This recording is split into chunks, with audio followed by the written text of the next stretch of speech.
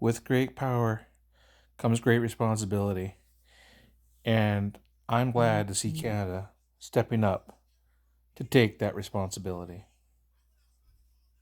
It seems that every day we're reminded that we live in an era of great power rivalry, not through violence alone, but through the participation of ordinary people in rituals they privately know to be false. Havel called this living within a lie. The system's power comes not from its truth, but from everyone's willingness to perform as if it were true. But more recently, great powers have begun using economic integration as weapons, tariffs as leverage, financial infrastructure as coercion, supply chains as vulnerabilities to be exploited. You cannot live within the lie of mutual benefit through integration when integration becomes the source of your subordination. The multilateral institutions on which the middle powers have relied, the WTO, the UN, the COP, the architecture, the very architecture of collective problem solving are under threat. And as a result, many countries are drawing the same conclusions, that they must develop greater strategic autonomy in energy, food, critical minerals, in finance and supply chains. And this impulse is understandable. A country that can't feed itself, fuel itself, or defend itself has few options. When the rules no longer protect you, you must protect yourself. But let's be clear-eyed about where this leads. A world of fortresses will be poorer, more fragile, and less sustainable. And there's another truth.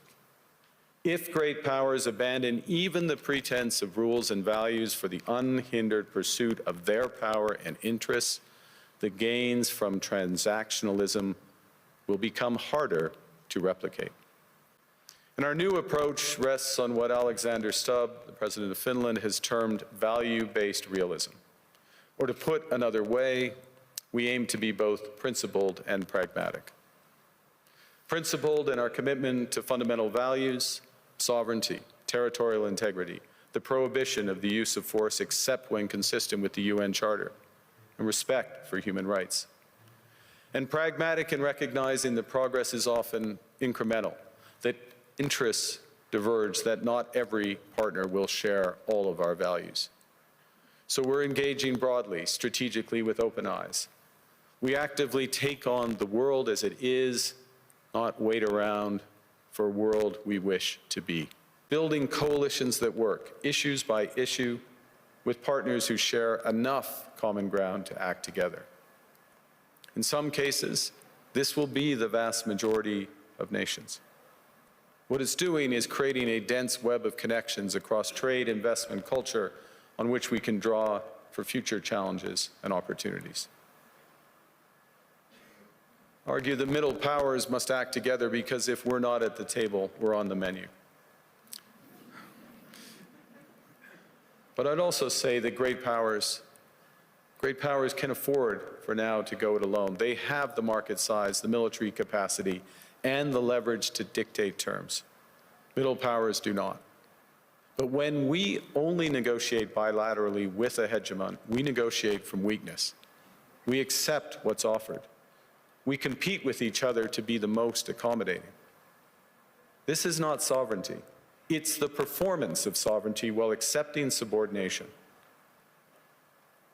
In a world of great power rivalry, the countries in between have a choice: compete with each other for favor, or to combine to create a third path with impact. We shouldn't allow the rise of hard power to blind us to the fact that the power of legitimacy, integrity, and rules will remain strong if we choose to wield them together. Which brings me back to Havel. What does it mean for middle powers to live the truth? Well, first, it means naming reality.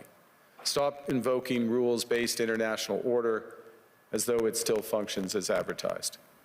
Call it what it is: a system of intensifying great power rivalry where the most powerful pursue their interests using economic integration as coercion. It means acting consistently, applying the same standards to allies and rivals. When middle powers criticize economic intimidation from one direction but stay silent when it comes from another, we are keeping the sign in the window. It means building what we claim to believe in. Rather than waiting for the old order to be restored, it means creating institutions and agreements that function as described. And it means reducing the leverage that enables coercion. That's building a strong domestic economy. It should be every government's immediate priority. And diversification internationally is not just economic prudence, it's a material foundation for honest foreign policy, because countries earn the right to principled stands by reducing their vulnerability to retaliation. So Canada. Canada has what the world wants. We are an energy superpower. We hold vast reserves of critical minerals. We have the most educated population in the world. Our pension funds are amongst the world's largest and most sophisticated investors. In other words, we have capital, talent. We also have a government with immense fiscal capacity to act decisively. And we have the values to which many others aspire. Canada is a pluralistic society that works. Our public square is loud, diverse, and free. Canadians remain committed to sustainability. We are a stable and reliable partner in a world that is anything but. A partner that builds and values relationships for the long term. And we have something else.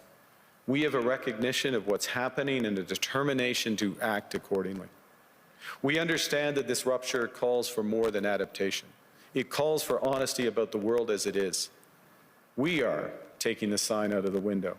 We know the old order is not coming back. We shouldn't mourn it. Nostalgia is not a strategy. But we believe that from the fracture, we can build something bigger, better, stronger, more just. This is the task of the middle powers. The countries that have the most to lose from a world of fortresses and the most to gain from genuine cooperation. The powerful have their power. But we have something too.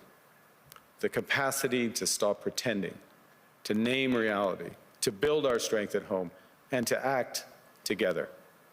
That is Canada's path. We choose it openly and confidently, and it is a path wide open to any country willing to take it with us. Thank you very much.